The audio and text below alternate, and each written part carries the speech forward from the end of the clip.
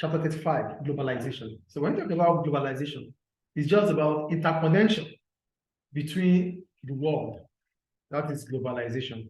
The movement of people, the movement of capital, the movement of resources, the movement of technology around the world. That is globalization. So let's roll on this. Are we there? Yes. Yeah, they said, what is globalization? Many markets today are global. This means that some firms expect to sell their products anywhere in the world. Today, the same firm could have a head office in London, borrow money from a bank in Japan, manufacture products in China, deal with customers from a call center in India, and sell goods to countries all over the world. Firms and people are behaving as though there is just one market and one economy in the whole world. The development is called globalization. It is often defined as the growing interconnection of the world's economies. So basically, as a business, in as much as you are linked with different parts of the world in terms of transaction, it is global. Do you get my point here? Yes. A business that is linked with different parts of the world for transaction is global. Any points, any question about that? No. We'll move on. So what are the features that makes us to talk about globalization? The first one, goods and services are traded freely across international borders, not local border, international. So that means Turkey, Libya can sell, can transact goods. That is what they are saying here. Goods can be bought from Tunisia, sold in Jamaica. Globalization. So that's the first point. People are free to live and work in any country they choose. I am here, I'm a Nigerian, I'm here working here. It's because of globalization. There's high level of interdependence between nations. Each nation needs one another. You get the point here? Yes. So Turkey needs Tunisia, Tunisia needs Libya, Libya needs America, and so on. So there's always interdependence between us. Why is there interdependence? Because most of the countries have specialization. So what you can't produce, I might be able to produce it. Then we can exchange. Is it clear? Are you here? Is it clear, please? Yes. The fourth point, capital can flow between countries. Movement of money. There is Els Wakiki here, right? Yes. It's a Turkish company, or it's a Turkish brand, right? So they don't sell and keep their money here, yes or no? They send it abroad, they send it back to Turkey. So there's movement of capital, isn't it? Yeah. There's a free exchange of technology and intellectual property across borders. Also, we have a laptop here. It's not made here. The banks here are using FlexCube, they are using different banking, the banks in Libya, they are using FlexCube, they are using different accounting packaging, which is not made yet, might be made in India. And for this bank, which bank is it? This bank I used to get my cash from. No. It's a commercial bank. I forgot the name. It's a commercial bank. I forgot the name. They use an accounting package that is from Nigeria. Okay. So what we're just talking about globalization. Yeah. So the use of intellectual property is allowed. The use of different technologies is allowed because there's globalization. So these are the features that makes us think that there's globalization. Any question about that? Shall we move on, please? So what are the reasons why globalization must happen? The first one, they said, there's a general agreement that modern globalization began in the 80s and has grown rapidly. There are a number of reasons for this trend. Fair tariffs and quotas. Countries use tariffs and quotas to restrict the flow of imports so that domestic industries are protected. Consequently, they restrict the development of foreign businesses when they try to sell their goods overseas. This is because it is more difficult to sell exports when countries impose trade restrictions. However, one way to avoid tariffs and quotas is to set up production facilities inside the country that use trade restrictions.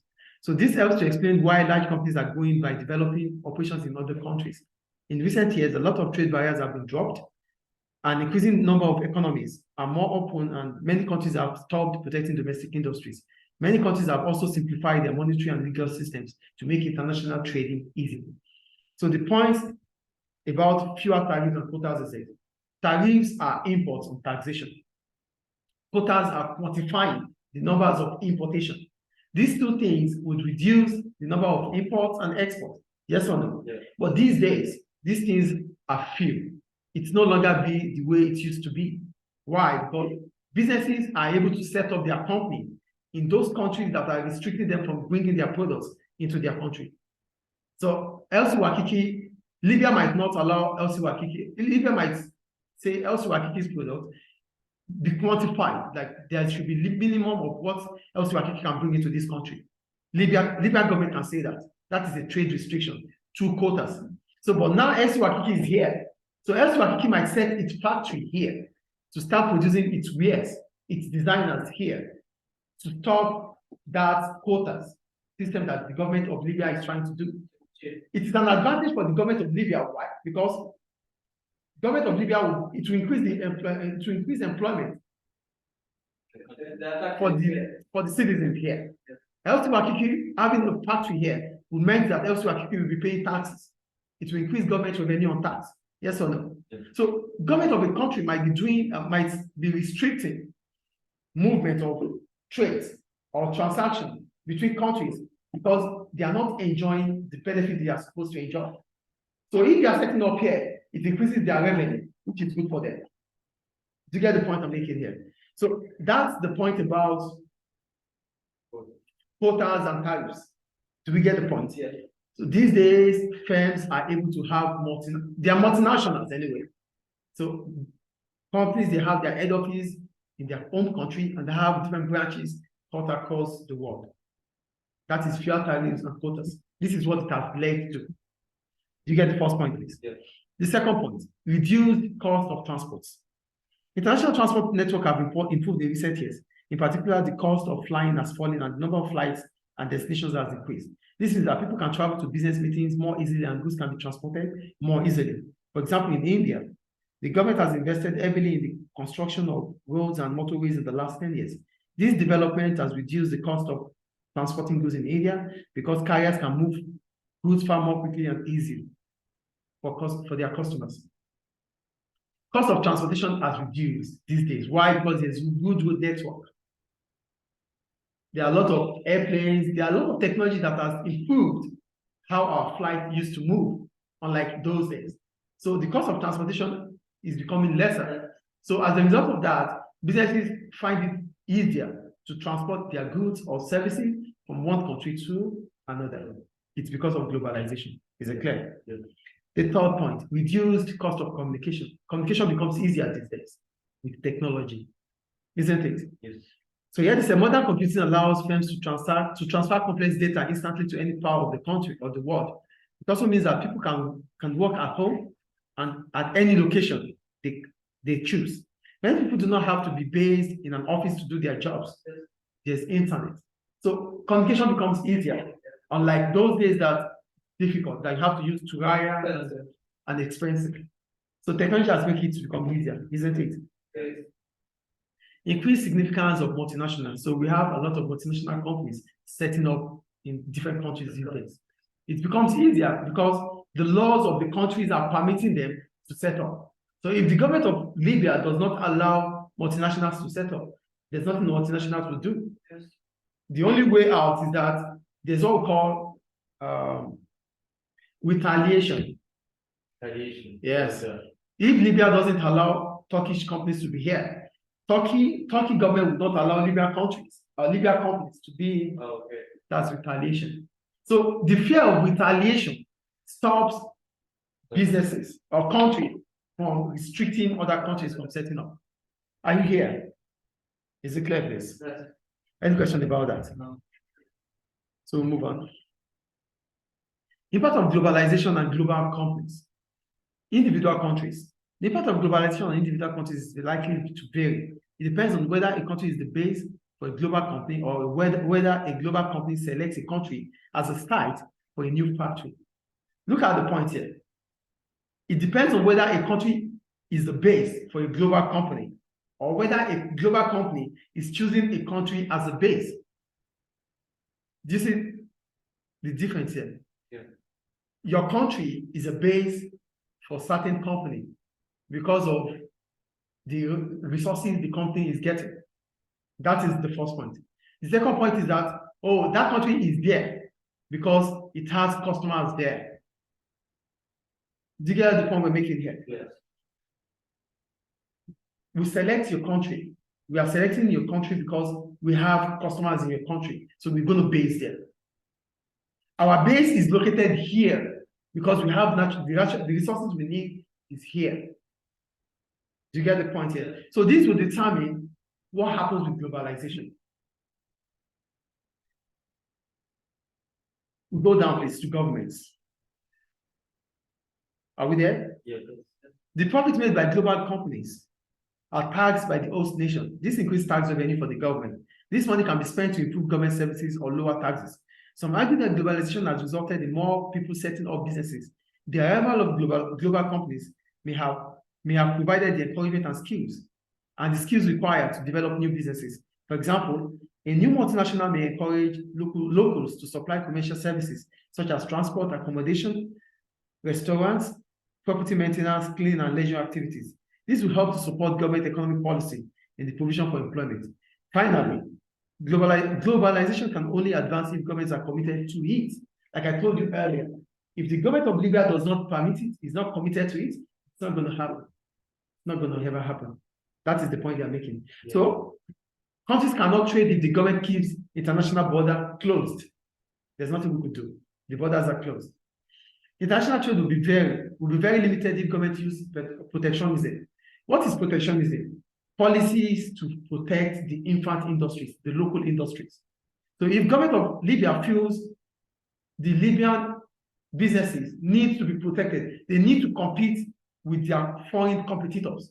Government will not allow foreign businesses to come in to develop the local markets. So if government is thinking about protectionism, there will never be globalization. Do you get the point? Do you get the point, Liz? People cannot be free to live and work overseas unless borders are kept open. I won't be able to be here if it's difficult for me to get the visa to be here. Not able to get the visa here is that the border is closed. Is it clear? Yeah. The last point there, firms cannot develop overseas if planning permission is denied. Elsewhere, Kiki won't be able to have a structure here if government of Libya says no. And there's no plan for it. Any question about that? No. For producers, many would argue that the main winners from globalization are the global companies that develop businesses interest overseas. Some specific benefits include the following. One, access to huge markets. With globalization, you have billions of customers cut across the world. Yes or no? Yeah. When there's globalization, it means you have access to your local customers and foreign customers. It increases your customer base. Is it clear? Yeah. The second point, lower cost. How is it going to be lower cost? Because at that point in time, you're going to be operating on a large scale, reducing your cost of production. Is it clear? Economies of scale. Thank you. Is it clear? The third point, access to labor. Due to globalization, elsewhere Kiki will be able to have workers, Libyans here working. Yes. International businesses can set up here and have access to workforce, isn't it? Yes. Reduce taxation. Global businesses can reduce the amount of tax they pay. They can do this by locating their head office in a country where the business taxes are low. So if there's low taxes in Libya, we can set up our head office.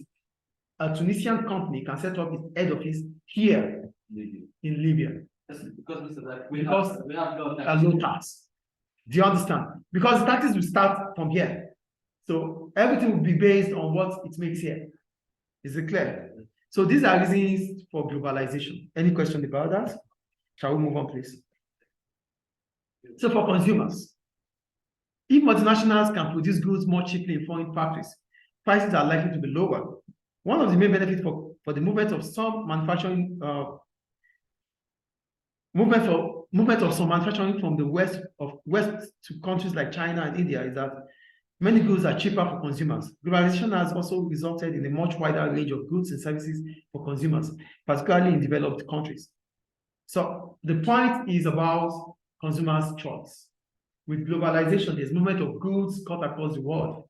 Yes or no? Yes. So because consumers can choose, they can choose from different countries to buy from. This makes prices to become cheaper. Yes. Do you get the point here? Consumers, they have varieties to choose from. That results to lower prices. Any question about that? To the workers, Globalization creates new jobs, particularly in developing countries when multinationals open new factories. Local workers will be able to get jobs. Yes or no? Yes. That's the point about workers. Any question about that? The environment. Many environmentalists, they oppose globalization. Why? Because globalization brings about damage to the environment and use of resources. Do you get the point I make here? Mm-hmm. What was the last thing I said? What was the last thing I said? What was the last thing I said? You're not here. You have to be here. So what I said was environmentalists, they oppose globalization. Why do they oppose globalization? Please switch off the laptop, please. Yeah. Okay. Why do they oppose globalization? They oppose globalization because it damages the environment and it takes resources. That was the last thing I said. So they said both, okay, that's about environment, the environment. I think it's clear. Yes, sir. All right. Questions. We go to questions, okay? Which of the following is a reason for increasing globalization? Reduce cost of commission. Reduce cost of communication, right? Thank you. That's B, right? Question 2. Ragged, read it for me, please. So, what's the feature of globalization? The higher level of interdependence between nations. Yeah. Thank you, guys. So that's all about that chapter. Thank you. Chapter 35, Globalization. Thank you. 35, Globalization.